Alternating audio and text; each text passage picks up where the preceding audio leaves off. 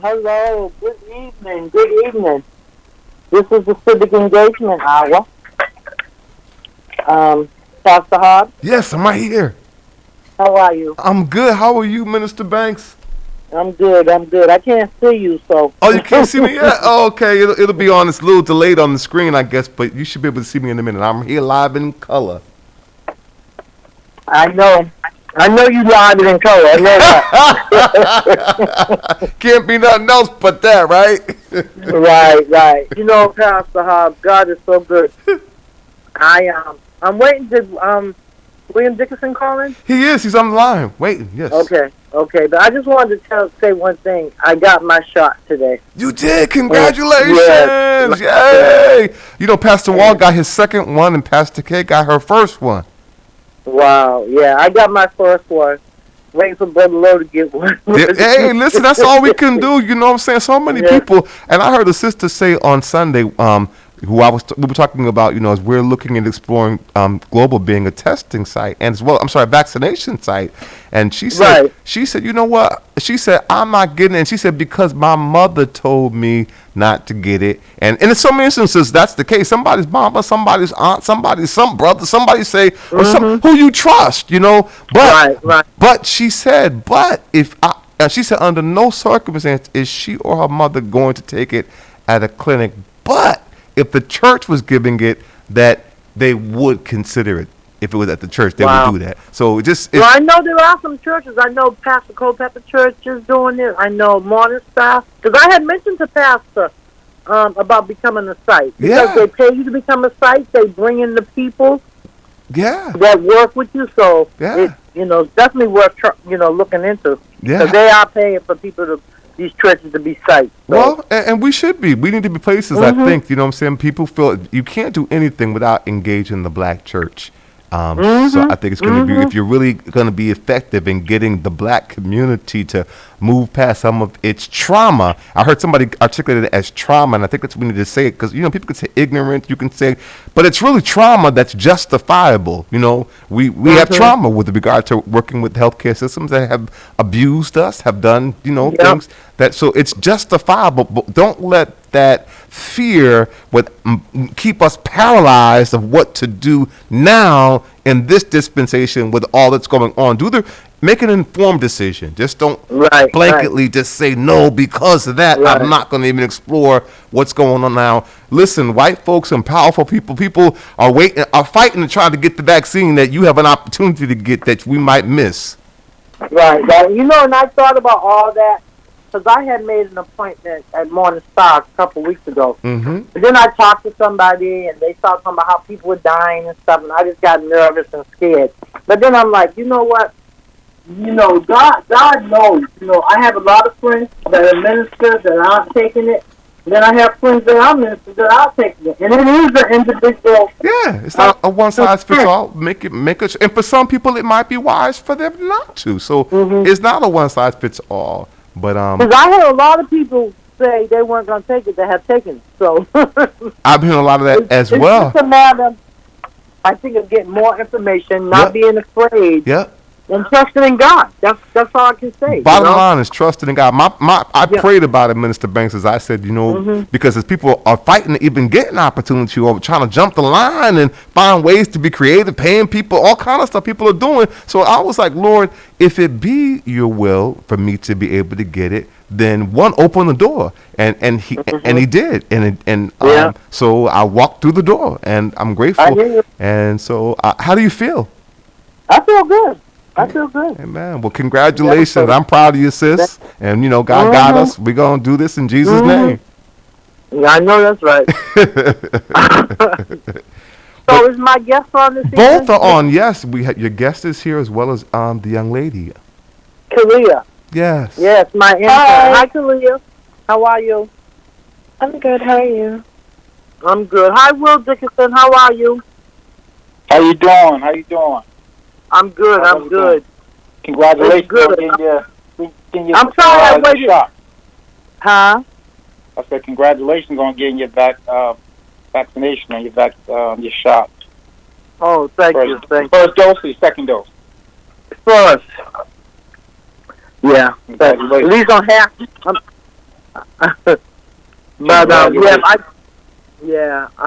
You know, I've been thinking and praying. I'm like, you know what?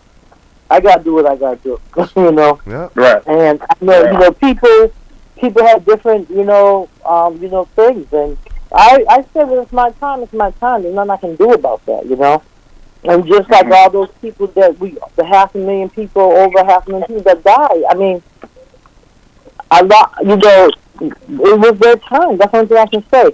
The only thing I would question is, like, I know that there's been a lot of people that have been committing suicide, and young folks, and that, you know, that's just really, really disturbing because the way that people are lonely, they don't have no outlet. It's just really sad that this past year, what we went through as a country, as a nation, as the world, we all were affected. Every corner of this world was affected by this virus, you know? Yes. So,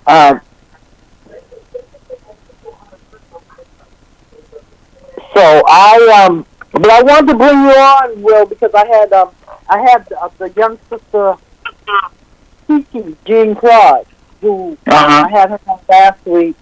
And we had Lynn and Lee on one time, too. I can't remember exactly when. I'm telling you, these days run slow together.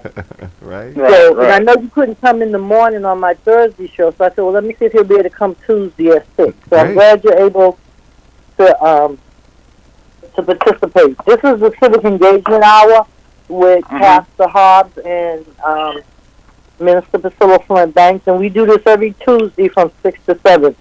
We're trying to educate our community around civic engagement, voter registration, mobilization, as well as registration, education, registration, and mobilization. So we also have our Civic Engagement Academy, and I had one of my young sisters on. Kalia. Hi. Hi. This is Will Dickerson, and he is a candidate for District 4. And so I wonder if you have any questions you may want to ask him. Well, this might be a dumb question, but what district is District 4? It's Mattapan. It's the district that Andrea Campbell is leaving. She's leaving that seat. So it's that District 4. So it's Mattapan, Dorchester, a little bit of Rosendale, and Hyde Park, I think. A little bit of Hyde Park. Okay, so my district. Okay. So you're in District 4 too, as well, huh? Yeah. Mm-hmm. I was gonna ask, what issues are they most passionate about? Can you say that one more time? I was having some trouble hearing you. Sorry, what issues are they most passionate about? What issues am I most passionate about? Am I most passionate about, or the community most passionate about? You. Well, I would say, like on the top of my list, I always say is public safety, and that reasoning being, if our community is safe, it affects us. If our community is safe, it helps us mentally, it helps us physically, it helps us on a lot of different levels. But if our community isn't safe, and that's something that could affect us, our mental, our physical, and our overall well-being. We have, when our community is, whether it's violent acts or whether it's just, different situations pertaining to public safety, it weighs a lot on our community leaders. It weighs a lot on our parents, our seniors, that invest and put a lot into our community each day. So that's one of the things that's important to me. Also, like I mentioned, mental health. Mental health is something that we all should take serious. Whether young or old. And mental health, and also economic development. We need to create economic opportunities for people in our community, for Black people in our community, to have meaningful employment. We're sick and tired of just having jobs. We want career jobs. We don't just want jobs. We want career jobs, career employment, so we can take care of our family in a respectful way. And we have a lot of talented Black individuals in our community that are just looking for that opportunity, and they want to work for that opportunity. So I would say those are three things that are very passionate to me. I'm very passionate about. Sorry about that.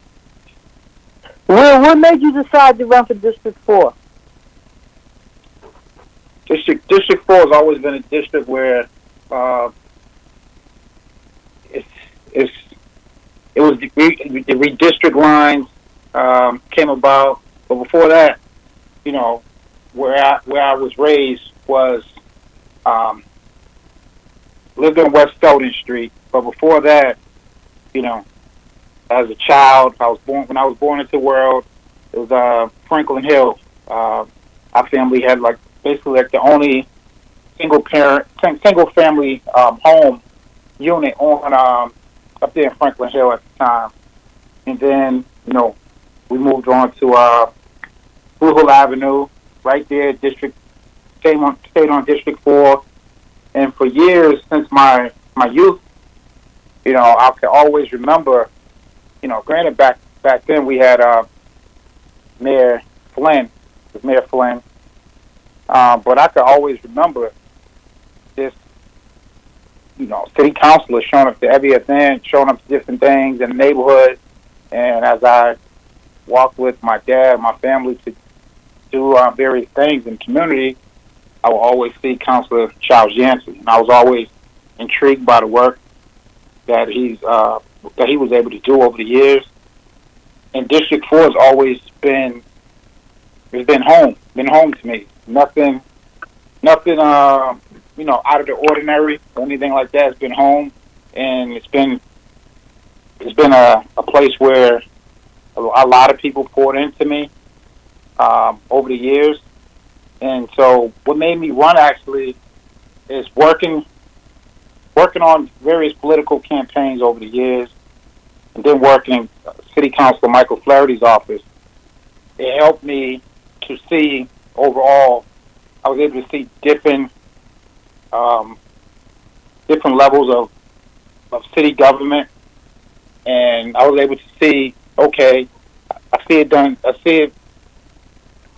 this level, but I would want to take it to another level. And it's times where I got discouraged and said, you know what, nah, I'm not going to do it, But when I sat down in front of the TV and watched George Floyd get murdered on national television, tears went down my eyes, tears ran down my face. My hands were shaking, and anger hits you at first, and then after anger hit, is how can I change? How can I create change? How can I be a change agent? And so the thoughts went through my head of trying to create change, whether it's supporting various candidates, trying to change policy, or making an impact on different levels, on the city level and on the state level. So it was just a situation where city dynamics changed, and Councilor Andrea Campbell, she decided to run for mayor. And so being a man of faith, that I'm going to pray on it, and if God speaks to me and move me in that direction, I will do it. If not, I'm not going to do it. So I didn't want to play with it, because I know it's a commitment it's a commitment to serve. Serve my community and serve my community on many levels. So I didn't want to play with that at all. I'm not doing it for name recognition, to get the name out there and all that stuff. No, so serving my community and being able to carry on the legacy of many others that put the work in each day in our community. So I prayed on it, and I tell people all the time, like, why did I do that? I said I couldn't sleep for 2.5 weeks. I woke up a few times, just like, why am I waking up? Then after that, that's when I began to take notes to write on different visionary ideas I might have concerning the community.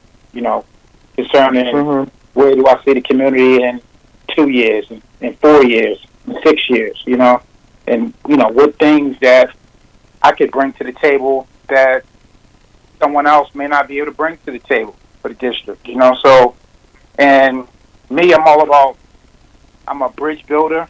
I like collaborating with people. I like partnerships. I'm all about that, And I just think that as a community, we have to partner. We have to partner. We have to. We can't be the only one sitting at the table. We have to bring our partners to the table. Bring our partners to those meetings to, just to push things forward for the district and for the city.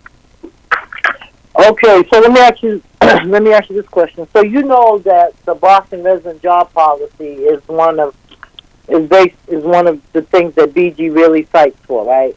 And so you know that we're at those back meetings once a month, and we get very aggravated and frustrated. What would you do to try to advocate for enforcement of the Boston resident job policy? To advocate, because as a monitor, you're out there, right? You're a monitor, right. Okay. And you see all the disparities with us as people getting jobs, right? Right. So, what would you do to help? I think the first step that needs to be put out there, it might need to be an outside entity, similar to your organization and many others that actually hold these construction companies, hold these unions accountable. You know, and from that, you know, they need to report to you all. You know, and those fines that are sent, those fines that are issued out, those fines need to be put need to be made public to the people. You know, whether it's in the paper, whether it's on the news. The people that are not respecting the job policy, they need to be held accountable on many levels. You know, and it can't just be a slap on the wrist. And it's embarrassing that in year 2021 that we have to actually beg people to be held accountable concerning just having that right to having that right and having that privilege to be hired at the same scale and same pace as our white counterparts. So, since you've been a monitor, have you saw projects that were out of compliance that you felt like should be fined? Yes, I'm sure. I can't say, you know, COVID hit, so that kind of threw a monkey wrench in some of the things that I would have been able to see firsthand. But sure, I've seen some that it's like, you know what, why give them a chance? You know, just hit them with a fine and make sure they pay the fine.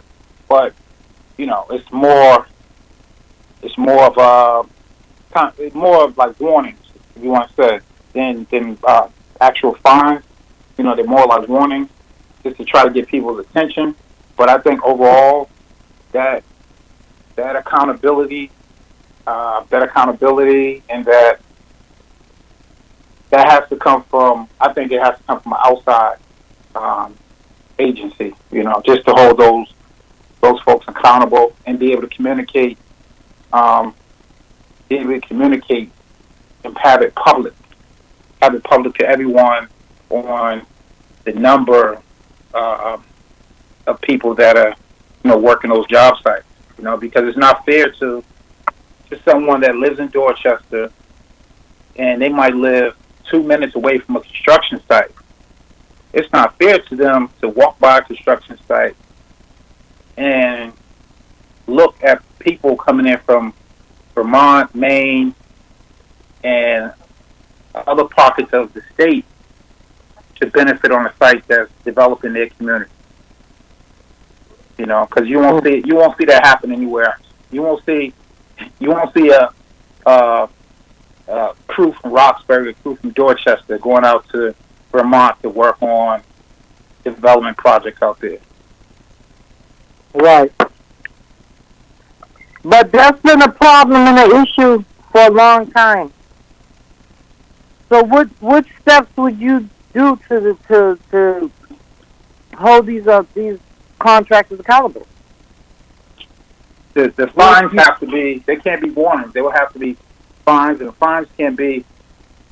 They can't be little fines. Can't be, you know, $300-500. No, they have to be thousands of dollars. They have to really get people's attention and really put a focus on changing the narrative. You know, so it will have to be a time where you bring everyone together, and there has to be that hard, no sugarcoating on it. You know, this hard reality, real talk, or you know what's going on in this. I don't care if it takes 5 hours. Just have everyone come under one roof and really get down to it. You know, because it can't continue to happen. You know, I know many people look at the disparity study and things like that. You know, when you see things like that, you know, okay, we have to change. We have to change. We can't talk about it. We have to be about it. You know, so we have to change, and everyone has to hold everyone should be holding everyone accountable. You know, no one should get a pass. No one should get a push out the way, or anything like that. Everyone should hold everyone accountable, and everyone should have a seat at the table. And that's why I said, organizations like yours, Miss Priscilla, organizations like yours are very important because, you've been consistent over the years regarding this issue. So why shouldn't you have a voice on? Okay, this person should be getting fined. Your organization, along with many others, should have that voice of when those fines are coming down, and who should be getting fined, and when's the deadline for them to pay their fine. And then that money from their fine, should go right back into the community organizations that could help train men and women that are trying to go after these jobs. That's true. Because you can't expect someone to come home from jail, and come home from prison, and you said, you know what, we're going to get you into this program where you're going to do some carpentry, you're going to do some plumbing, you're going to learn how to do these skills and these trades, but the money part, we can't pay you. We're going to get a lot of training, but we can't pay you. Maybe next year we'll be able to pay you. They can't go on that, at all. Right. That's not their reality. And before you know it, they end up back in jail. And that's what happens a lot of times. We have these programs that can't pay because they don't have the resource to pay. So I believe those monies from those fines can go back into those programs and be able to not only train people, but be able to give them stipend, a payment that they could go home and take care of their families. That's true. Pastor, I saw Nika Elgato on your show today. She's actually going to be on the BG Report on Thursday. But I heard her talking about the bill. Could you tell us a little bit about the bill? I don't know if Will is familiar with it, that you all are trying to pass. Sure, yeah. So State Representative Nika Elgato is drafting the language for a bill that was already filed. So the bill number is filed, but it's a ballot box initiative.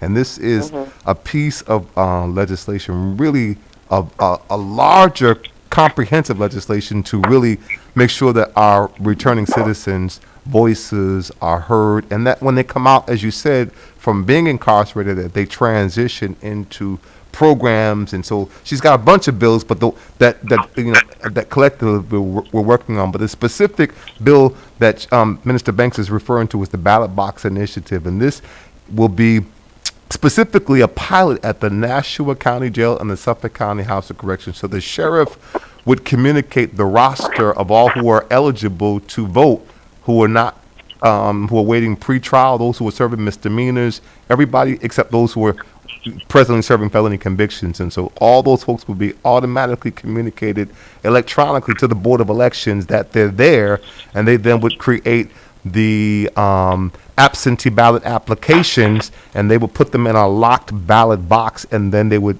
drive them to those respective institutions and then deliver them to their respective cells, whether they're in solitary confinement, whether they're in the infirmary, wherever they are in that place, that they would be able to make sure that they get delivered to them the address to them absentee ballot application that they then will complete. It will then be compiled once they complete it and then delivered back to the Board of Elections, so they can participate up until even on election day, just as everybody else has the opportunity up to 8 p.m. to cast their ballot.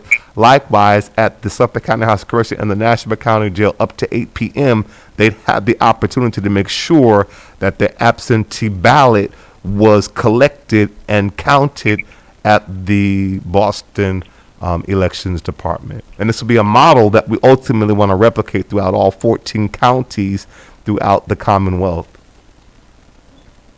So I think that's a great idea. I know you've been working hard on it, and I know that And really, it's a blessing. It's a blessing when you see something that you envision, come to life. Just like with the Marcus Civic Engagement Academy that BG started. Mm-hmm. That was a dream. That was something that we wanted to do, and we talked about it, and we, talked about it and talked about it. And we, because of COVID, we actually were able to start it because everybody's doing stuff from Zoom, and we've been on enough Zooms to know how to do stuff on Zoom. So yeah, it's a blessing. It is, but one of the things with regard to the bill, see, the Civic Engagement Academy it exists, it birthed, it was a vision where this is a concept, and it's come a long way in that it's even come to this point that it has been a bill that's been filed. We're still working out the drafting out the language. We had a conversation with Sheriff Tompkins the other day with Representative Eligado as we're hammering out the details with the respective legal folks to make sure that it moves through the whole process. Because it's one thing to have a bill filed, it's another thing to have it passed. As you know, it's another thing to have it actually implemented. So it's and enforced. There you go. So we have to be vigilant throughout that whole process. So we're not done, but we're grateful that we're making progress, and there's some momentum around putting this to make sure that our returning citizens have the ability to be able to exercise their really important enfranchise, which is the ability to vote. Yeah. It's so important because so many of our brothers and sisters and family members are stuck in these different places, but they're from here. They're from our communities, but they don't get counted. They get counted in wherever they're at, and that takes away from the resources here in our community. I mean, it's true, but and it's a double-edged sword. I'm curious because okay, so if you're in jail at the Suffolk County House of Correction, for instance, or the Nashua County Jail, but you really come from someplace else, right? But this is where you got arrested, and this is where you're being. This is where so in one breath, resources have to come to this place to be able to afford here where you're housed to, provide you to be able to live where so like with not right now we have the mayor election coming up. As well as next year, not just the mayor, but the city council, even as Brother Will is on this, and next year we have the sheriff's race happening. And so I do think that they should have the option to be able to participate, particularly because they're being counted where they live for the census purposes. So in the same vein, I think that they should you can't have it both ways. And so I think that they should have the ability to be able to vote because some people don't, where a lot of houses of prisons, not so much jails they are in the, maybe the suburbs, right? And in the suburbs, they're not wanting them to be able to exercise their right to vote where they're housed because they're afraid that they would be able to unseat them as the sheriffs, right? So they could be mistreating them, but they don't want them to have the ability to be able to. They don't want to enfranchise those who are felons, and they certainly don't want those who already have the right to vote be able to actually exercise that right to vote. And so they're not going to do things that are going to be able to be friendly to that because they don't want to lose their job. And these are sheriffs who are hostile and want to maintain the status quo. Unlike right now, we have Sheriff Tompkins, who's the only sheriff of color in the entire Commonwealth. And he is the only one who has done some of this leadership kind of work in being able to have candidates forums inside the House of Correction, like what a difference a DA makes. And that's been unprecedented with the electronic during COVID. They had one that they were able with Joe Kennedy and Senator Markey. They were able to do that electronically. So not just that you have the ability to vote, but also an informed decision with who you cast your vote to. No other sheriff. He's the only one who's even allowed us to come in, bringing in the registration forms and the absentee ballot forms and going through every cell manually, even during COVID. So he's really done some real leadership kind of things. He's now the president of the Association of Sheriffs. And so, again, he is working with us to help us to create and implement this model that will show a stark contrast of impact a participation of people who are incarcerated. And I would submit that they need to have the right to be able to vote even for this critical election for the mayor of the city of Boston in the place that they're being housed, even if they live someplace else. Does that make sense? Well, they would have to be a resident of Boston to vote in Boston, right? But here's the thing. If you're housed at the House of Correction, that's your resident. While you're housed there, yes, that's true. That's where you house right now, because that's where we're paying to be able to feed and to house you. That's temporarily where you are housed until, and many people, even when you come out of there, some people are homeless. They don't have no place to go. So it already it stands that you can use that as your domicile, as your place of residence, while you're temporarily housed at the House of Correction. So you should be able to vote for the people in the same place where you're housed that's getting resources from the census until we work out that whole gerrymandering kind of a thing. So you should have that option. And simultaneously, quite candidly, you should have the option to be able to vote where you come from, because you may ultimately go back to that place as well. So you register to vote, and when you register to vote, and if you get released from incarceration, because you could be at Nashua or South Bay, and you could register or fill an absentee ballot application and be released before the time of election comes. But you'll already be registered, so you can be able to go to wherever it is that you're housed. And when we bring in the registration forms, if we bring in, this is the way we're doing it manually.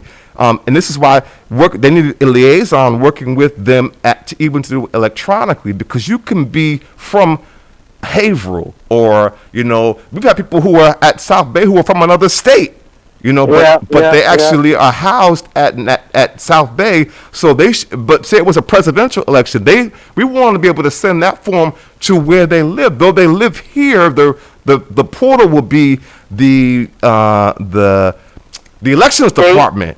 The elections department would then mail it to wherever it goes to. You know what I'm saying? So even when we hand carry the registration forms, if they say that they're housed at South Bay, but they live in Lawrence, right? Then they will be able to fill out the registration form, and we'd fill it out, and then they would mail it to the Lawrence election department. So that but the only way they would even know that they were there was that we brought it to them physically. This is why the electronic system will help tremendously, because again, it just cuts out some of the kind of the tape and glue and putting it together and really building a system that does it electronically, where you can dot your I's and cross your T's and make sure that the person gets the opportunity to be able to be civically engaged and not be able to that they have that opportunity, and there's no confusion in terms of if they do get out, now they're stuck, and it goes to there, and they can't be able to participate where they come from, because you have to register 20 days prior to an election to be able to participate. So you can be released, and if you're not registered, you still can't vote. I know, it's so weird. I mean, there's just so much about voting now that is like, I know you heard about all the Republicans who are trying to do all these voter suppression laws, you know? Yeah. And I'm like, in this day and age, we're not going to let them get away with this. The devil is a liar. Yeah, and that's we've been voting all this time. Now all of a sudden they want to, just create laws that will disenfranchise our people. That's the backlash of the fact that so many people turned out at this election, and it didn't work to the favor. So then the backlash of that is just put in more suppression laws that will prevent that momentum of people continuing to be civically engaged. But you know what? I'm just hoping that the people will realize that we did have a victory, and that we need to keep voting. That's it. Yes.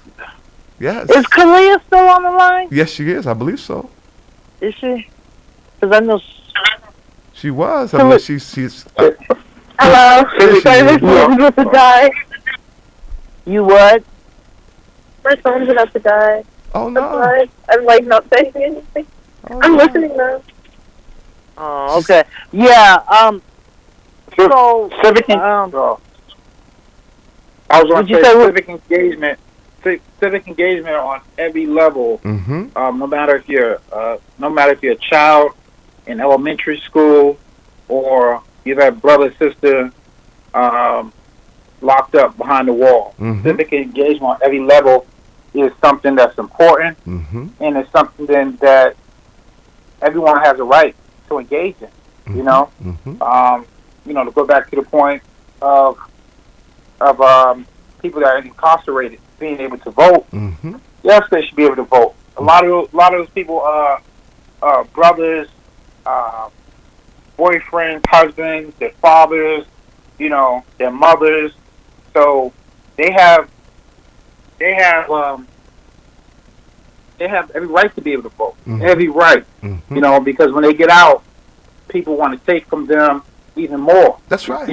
That's right. People want to take from them even more. They're going to work jobs where they're working a lot of hours for getting paid peanuts. Mm-hmm. Number one. Yep. And number two, the peanuts that they might get paid, the low wage that they might get, they get it snatched away.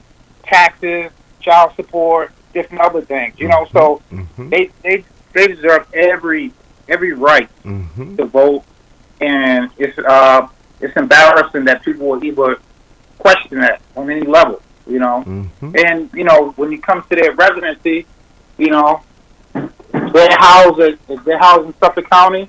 That's where they're housed. Mm-hmm. South Bay, Mm-hmm. Nashua, that's where they're housed. Mm-hmm. But also, you look at their last place of residency. Mm-hmm. You can look at they could judge you by that. Sure. And to take it a step further. And I just think when we talk about civic engagement, Mm-hmm. I think we need to, if it's implemented in elementary school, Mm-hmm. middle school, and high school, Mm-hmm. it has to be some type of incentive for our teens, for our young people to engage in civic engagement, to get them civically engaged, get them excited. They should know who their city councilor Mm-hmm. is. They should know who the mayor is, but Mm-hmm. more importantly, they should know who the city councilor is. Mm-hmm. It should be no school-run district that shouldn't know who their city councilor is. Mm-hmm. I know me for one. If I'm elected as the next city council, District 4, we have over 15 schools on the district. They would know who I am. Mm-hmm. They would know me by name. Mm-hmm. I would walk into the schools. I would know the teachers. I would know the principal. Mm-hmm. I would want to connect with the students. Mm-hmm. I think those are ways of showing that partnership, showing that relationship. Mm-hmm. Showing that you're all in it together. So that's where it starts right there. They have to see you. They have to lock arms with you, engage with you, and from that we can have a system in place where the fourth grader, the fifth grader, they're trying to research at a young age on how to run for elected office when they feel that the time is calling to run for elected office. They would know the duties of a chief of staff. They would know the duties of a policy director. They would know these tasks and duties at a young age. And I think it'd be very helpful as a community shifts on different levels. Mm-hmm. I think this will be very helpful to try to implement that in the school. Mm-hmm. Yeah, well, they took civics out of school just like they took Black History. We got to get it back in there. Mm-hmm. But also, how Lydia feels around the elected school committee versus appointed. Yeah, I'm glad you asked that question. Mm-hmm. Well, you could put me on the record for this. I'm for elected school committee. I would not be on the phone with you right now as a candidate for Boston City Council District 4 if I wasn't that little boy that was holding my dad's sign as he ran at a young age, that he ran for Boston School Committee. Mm-hmm. I was Oh wow, 8 years old. That's right. I was 8 holding his sign, and I never forget he ran. I never forget the person he ran against either. I was so young, but I'll never forget, because I was at a young age, I was competitive, and no one could beat your father. No one's supposed to ever beat your father any day. Right. So I was crushed. I was crying like a baby. I was a little guy. So it was like, yeah, you lost. Yeah, you didn't win. Like, I'm like, no, this can't be. So he was young, and we talk about it now. It's like some things, campaigning, some different things he wish he would have did differently. Growing up, everyone called him Jimmy Dickerson. Then he changed his name, and he wanted to be named after his dad. So he changed his name. So that right there, you change your name, you run into people after the fact. They would say, I didn't know that was you running. I would have voted for you. So you have to be very clear. So that right there lit a fire in me to one day I want to do this. I want to be like my dad. I want to serve. I want to, back then, you have the campaign. You didn't have the stick. You had the button. I had the campaign button. So I'm like, I want this one day. So growing up in school, when you have class elections, I always ran. I always made sure I ran. I sat at home, made my campaign stickers and different things, and so that's where it starts. And I believe that your mother, your father, your brother, your sister, your a grandmother, whoever you are in the community, you should be able to run for your school community. So when your dad, the time before there was an appointed school committee, it was elected, and during that time, your dad actually ran for that same seat for school committee. Yeah, he ran for school committee. He ran for school committee. Wow. Ran for school committee, and it's something where you have to really you had to run. It's the same as same as running for like city council and any other. You have to run. You have to have your signs, and I think that would be, if we had elected school committee, that could be a great way to show people that might want to run for city council, that might want to run for state rep. Mm-hmm. They might run for city council and decide, this isn't for me. This isn't for me. The campaign grind is too much. Now they would know, okay, I know what to expect moving forward.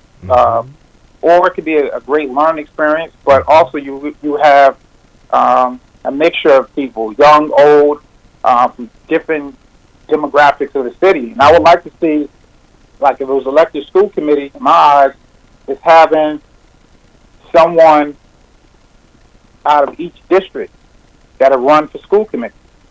So you have your district councilor, you have your district city councilor run, and you also have someone running for school committee. That makes sense. So the people are selecting who they want to see in office. So you're held accountable by the people, by the district. So that's something that we definitely need to think about and need to consider, and I think that would make things more engaging and a heightened sense of accountability across the board. I'm curious with regard to the economic piece, because that's a huge piece with the equity economic piece here in the city of Boston. You talked about compliance a little earlier and holding folks accountable and some of the ways to do that. So, one, I don't know if the question was posed to you, would you support reinstating the post-audit committee? It's already reinstated. It is? It's reinstated. But you don't hear nothing about it because Michelle Wu is the chair. What? When did it get reinstated? When Kim Jong became president, she reinstated, but I ain't heard of a meeting. I ain't heard of nothing. Oh. So I don't know what's going on with it. Because with the post-audit committee, not only was it about the money that they spent, it was also about the diversity in the department. Yes. So it's not, and so that's what counts. That's why, I couldn't believe it. As soon as Councilor Yancey was gone, they got rid of it. We kept talking about it so much. Yeah. I know I talked about it a lot. Yes, you did. Yes. And so they reinstated, but Michelle Wu is the chair. And I don't know what she's doing. Oh, so I haven't heard nothing that she's done around it. Oh, so it's well. I guess the progress is the fact that at least it's reinstated. But again, for it to do what it needed to do, or to what there's another level of implementation or overseeing of that needs for it to really be effective. Right, they need to hold hearings and have them department heads come to those hearings. The problem was that no one in the city, on the city level, would even enforce it. Some of them, the department heads wouldn't even come to Council Yancey's meeting. I think that should be mandatory. That's right. If you're a Absolutely. department head, yes. And a city council, a city councilor requests your, at a hearing, you should come there. Absolutely. They were so disrespectful to him. It just really made me very angry. Yeah. Yeah. So one thing about Councilor Yancey is me working as an aide in Councilor Michael Flaherty's office at the time. I was a sponge, so I would watch each councilor,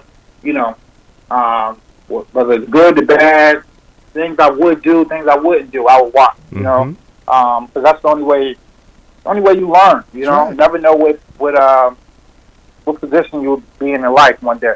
Mm-hmm. So, one thing about Councilor Yancey, he didn't need to go to his notes when it came to budget items. Nope. He knew. Yep. He knew from the top of his head the breakdown, every nickel, every penny. He knew. Yep. He studied it. He was a student. He was, if you say you're a student of the game, he was a student of knowing the ins and outs of city government. And he's a legend, and absolutely on many levels. Levels. Yeah, he should have been the mayor. Yeah. Councilor Yancey should have been the first black mayor of Boston. I really believe that. I agree. No, and the budget piece he was on, with regard, even with Healing Our Land, and I'll tell everybody because back to the budget piece, he understood. He created a lot. You know how the budget, that's the one place that the city council has their real power is passing the budget every year. I mean, every time that's passed, right? That's their real power because they can say yay or nay, right? So, but they don't never say nay. I mean, we had 5 of them said nay this time, but it didn't work because you need at least 7 or 8, I think, to over. Well, that speaks to another problem with regard to them voting the right way and having the courage to do that and to go against maybe favors or whatever they got to go against the mayor, go against the mayor. That's the other piece of it. But I'm saying that's where their power is because they're the ones. He can't pass the budget without the council. That's right. That's the one place that they have power. They can say no, and that's the one place Yancey constantly will push back. And so there's one time he said, we will not pass the budget unless you create a line item. Here's the thing. You cannot talk about increases or decreases or even level funding unless a line item exists. Right. And I didn't even know that the city council even had any power to do line items because the only thing I ever heard line items coming from is the state. So that's something that we didn't even know that we need to kind of like maybe push and see if we can get some line items for some of the work that we're doing. Yes, ma'am. Because he said it was a place setter, $100,000 that exists to this day. But y'all never got it? No, we never got it because politics then happened, and of course, so you do all the work, the community organizing and the plan of action and the advocacy. The entity that we went to that was the gatekeeper agency in addressing HIV in the black communities. When we started the work to get a state of emergency, they said we don't even need a state of emergency because they were in the good graces and they were getting the money. So we did all the work, and then we get the line item, and the grant was given to a gatekeeper entity without even an RFP process. Just said, here's the money.